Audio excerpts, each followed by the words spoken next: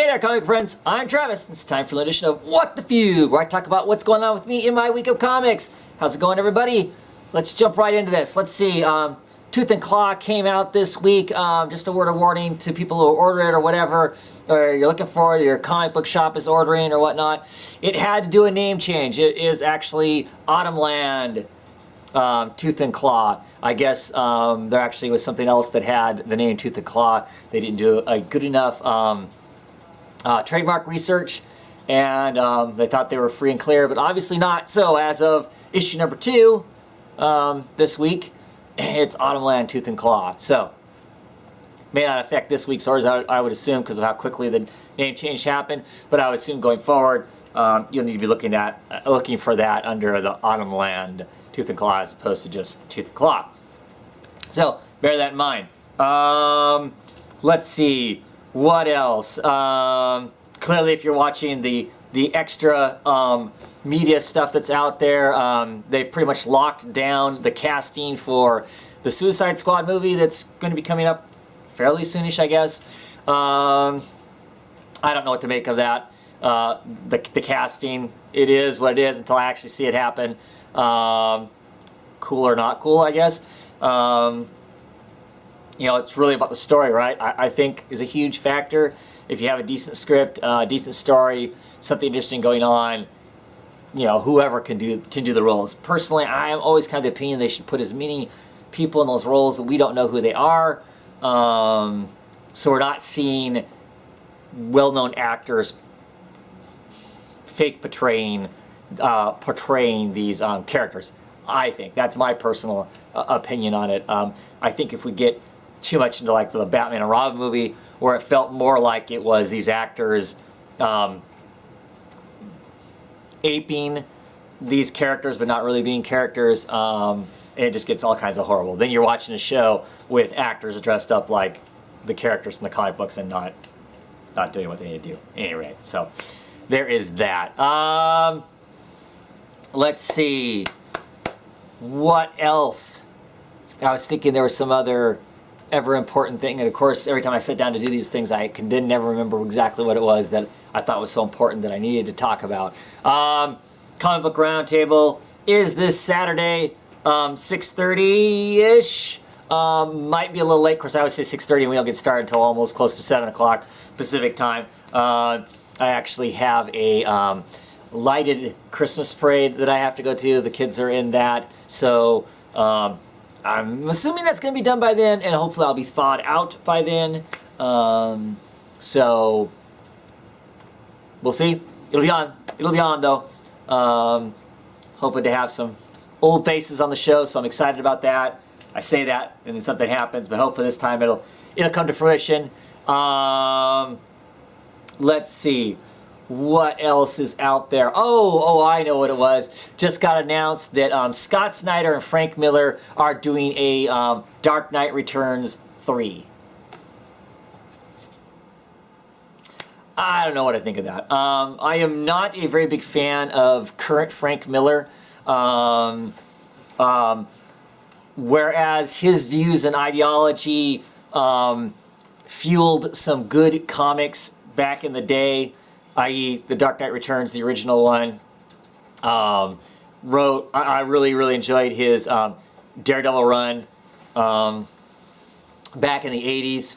But I don't know. His ideology and mine don't match up real well. Now, how much of that ideology comes out in a Batman book that Scott Snyder's going to be on to, exactly how the two of them together are going to write a book, I don't know. Will I pick it up? More than likely, in some fashion or other, I will end up picking it up. I'm not sure what more story could be told. I haven't read any real articles if Snyder and Miller have talked about it a whole lot. I haven't really read anything yet to really see where they think they're going with the story. So yeah, I just don't know. That, to me, that's just kind of a curious. I can see why Snyder's doing it, because Snyder's just, you know, is a fan and having the time of his life. You know, to get the opportunity to write a Batman story with the man who basically created what Batman is to most people today. I mean, because there's I think a pretty noticeable and landmark shift in the way Batman is and his presence is now, and how most people on a larger media scale consume Batman is based on the attitude that Frank Miller injected into the character, as opposed to, the 1960s TV show, that version of Batman, and the stuff that was in between and around it. So I can see him wanting to do that work. Beyond that, though, I don't know. I don't know what the vision would be for that and whatnot. So really curious about that. So I'm sure I'll be checking it out in some sense or another, as far as that goes. There's been lots of great discussion. Now, 2 weeks ago, last week on What the Fugue, I talked about legitimizing of comics and whatnot from a